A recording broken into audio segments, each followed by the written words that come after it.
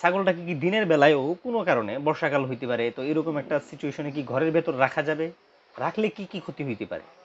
এটা হচ্ছে অনেক 24 ক্ষেত্রে আওয়ার্স। আমরা বাধ্য হয়ে রাখি। যেমন হ্যাঁ, প্রচন্ড বৃষ্টি হচ্ছে, বাইরে যাবে। সারাদিন মুষলধারে হ্যাঁ, বৃষ্টি, হ্যাঁ। সেই সময় তো আপনি ইচ্ছা করলেও বাইরে দিতে পারবেন না। জি। ছাগল কিন্তু পানি ভয় পায় অনেক, হ্যাঁ, হ্যাঁ, পানির ভয় পানি পায়। আমরা কাদা দেখি। এগুলো থেকে দূরে থাকে। আমরা তো একটা আধটা পালা হয় দেখি। এখন দেখা গেল বৃষ্টি নামলে ও নিজেই নামবে না নিচে, নিজেই নামবে সারাদিন না। ঘরে থাকবে। হ্যাঁ, হ্যাঁ। তো ওই রকম সিচুয়েশনে তো আসলে বিকল্প ব্যবস্থা যদি থাকে যে বাহিরে খাবার দেওয়ার জায়গাটা যদি শেডিং করা থাকে, জি। বা ঘরে এই জন্য তো আমি বলছি যে ঘরে একটা ছাগলের জন্য ৮ থেকে ১০ বর্গ ফুট জায়গা রাখার জন্য, হ্যাঁ, হ্যাঁ। যেন সে যাতে করে পর্যাপ্ত পরিমাণ ঘোরাফেরার ওই রকম সুযোগটা পায়। ক্রাইসিস মোমেন্টে আপনি যেন ব্যাকআপটা দিতে পারেন ব্যাকআপটা বা দেয়। উপযুক্ত পরিবেশটা নিশ্চিত করতে দেয়া পারেন। যায়। এখন অধিক ঘনত্বে রাখলে কিন্তু এটা নিশ্চিত করতে পারবেন কখনোই না। আমরা যে মাচা পদ্ধতিতে যখন করব, তো মাচা থেকে ওই আপনার ওই টপের মানে হুম। টপটার উচ্চতা কতটুকু হবে?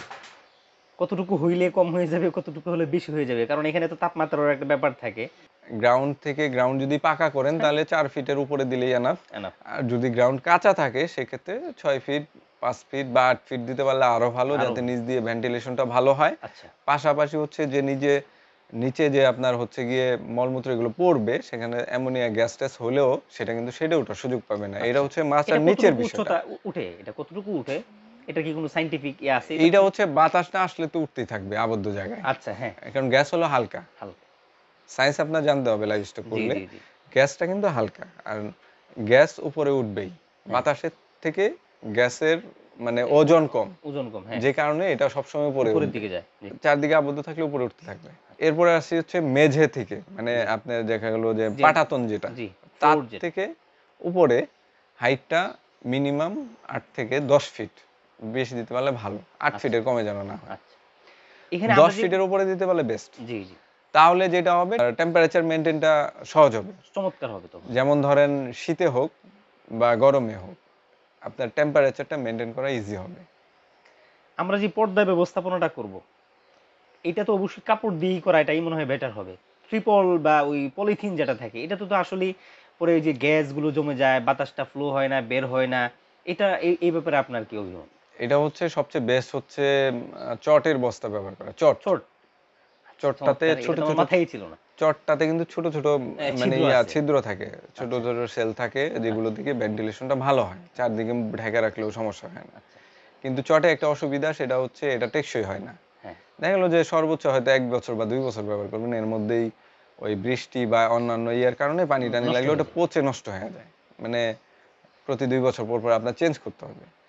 আর আদার হ্যান্ড যদি আপনি ত্রিপল, যেমন যে এখন যেটা প্লাস্টিকের পাওয়া যায়, এটা যদি ইউজ করেন অন্তত আপনি ভালো মতো ব্যবহার করলে ৫-৭ বছর ব্যবহার করা যায়। আমরা করতেছি দেখি অনেক বছর ধরে। তো এই ক্ষেত্রে যেটা খেয়াল করতে হবে, আপনি যদি ত্রিপল ব্যবহার করেন, এটা তো একদম প্লাস্টিক। হ্যাঁ, আপনার কিন্তু কোনো বাতাসই ঢোকার সুযোগ নেই। সেক্ষেত্রে কিছু অংশ ফাঁকা রাখতে হবে, বিশেষ করে উপরের দিকে। আচ্ছা, আপনার যে শেডটা করলেন, শেডের চালা থেকে অন্তত ১ ফিট পরিমাণ জায়গা ৪ দিক দিয়েই খোলা খোলা রাখতে রাখেন। হবে। আচ্ছা, এটা 24/7 খোলা থাকবে। শীত, গ্রীষ্ম, বর্ষা সবসময়। তাহলে যেটা হবে, ওই যে আপনার ভেতরে অ্যামোনিয়া গ্যাসটা হইলেও গ্যাস তো উপরে উঠে। উপরে যখন উঠবে একটা পর্যায়ে যেয়ে বাতাস ভেন্টিলেশনের সাথে ওটা বের হয়ে যাবে।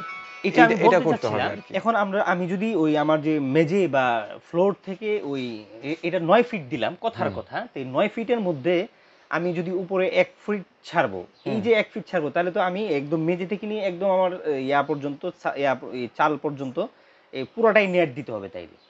পুরোটাই হুম, নেট দিতে হবে না ভাইয়া? হুম, হুম। পুরোটাই নেট দিতে হবে। অন্য কিছু দেওয়ার তো কোনো সুযোগ নাই। আছে, সুযোগ আছে। এখানে হচ্ছে ২ টা বিষয় আছে। একটা হচ্ছে আপনার ওখানে যেখানে আপনি ফার্মটা করবেন, জি। সেখানে যদি চোরের উপদ্রব থাকে, আচ্ছা। তাহলে তো অবশ্যই আপনার সিকিউরিটিটা স্ট্রং করতে হবে। স্ট্রং করতে হবে। ফেন্সিংটা স্ট্রং করতে হবে। শেয়াল, কুকুর বা এই ধরনের যেকোনো হিংস্র প্রাণীর হ্যাঁ। উপদ্রব থাকে, সেক্ষেত্রে একরকম সিকিউরিটির ব্যবস্থাটা করতে হবে। আর চোর না থাকলে কিন্তু সিকিউরিটিটা কম করলেও হয়। মানে সিকিউরিটি মিনস হচ্ছে এখানে আপনি যে ফেন্সিং গুলা করবেন সেগুলো একটু দুর্বল হইলেও হয়। আচ্ছা, আচ্ছা। কারণ চোর তো ওই রড কেটেও ঢুকতে পারে। ডট কেটে ঢুকতে পারে। কিন্তু আর একটা এখন শেয়াল বা কুকুর নরমাল একটা নেট দিলেও হয়। হয়। ঠিক আছে? তো যদি চোরের উপদ্রব না থাকে সেক্ষেত্রে যেটা করবেন, বা আমি যেটা সাজেস্ট করি সবাইকে, নেট কখনোই দিবেন না শেডে। আচ্ছা, আচ্ছা, নেট যে তারের নেটগুলো আমাদের দেশে পাওয়া যায়, এগুলা কিন্তু ছাগলের জন্য উপযোগী না।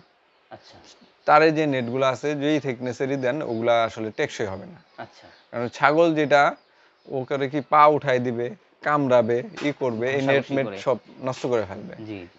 টিনও দেওয়া যাবে না, টিনও নষ্ট করে ফেলবে।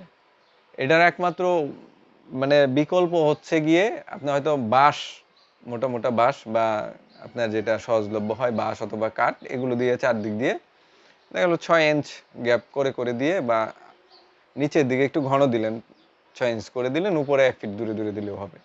এটা কারণ কি নিচে আপনি 2 ফিট ওই কেন দিতে হবে? কারণ ছোট বাচ্চা যেন বেরোতে না পারে। ছাগলের যে বাহিরে যে ঘোরাফেরা করবে এই বেড়ার কথা না, বলতেছেন? এটা শেডের বেড়াই। সেটার বেড়াই বলতেছেন? এইভাবে দেন। আচ্ছা, আচ্ছা, আচ্ছা। মোটামুটি 2.5 থেকে 3 ফিট পর্যন্ত দিলেই হবে। পুরাটা যে বেড়া দিয়ে দিতে হবে, খরচ বাড়ায় লাভ নেই। এখন এটা ওই কাঠ দিয়ে দিতে পারেন, বাঁশ দিয়ে দিতে পারেন। আদারওয়াইজ যদি বাজেট ভালো থাকে তাহলে ওই যে চিকন রড দিয়েও দিতে পারেন। তাহলে আরো আচ্ছা, ভালো হয়। আচ্ছা। এভাবে করলে আপনি দেখা গেল যে ওই ছাগলটা বেরোইতে পারলো না ঘর থেকে। আর বাকি থাকে হচ্ছে ফেন্সিং, চারদিকের ফেন্সিংটা। চারদিকের ফেন্সিংটা হচ্ছে ছাগল যেকোনোভাবে আটকায় রাখতে পারলেই হবে। আপনার বাজেট অনুযায়ী এটা করবেন। আচ্ছা, যেমন আচ্ছা। ওই ফিশিং নেট যেটা আছে, ওটা দিয়েও করতে পারেন, ওটা দিয়েও করা যায়। ছাগল বাইরে যাইতে পারবে না বা বাইরের ছাগল আসতে পারবে না।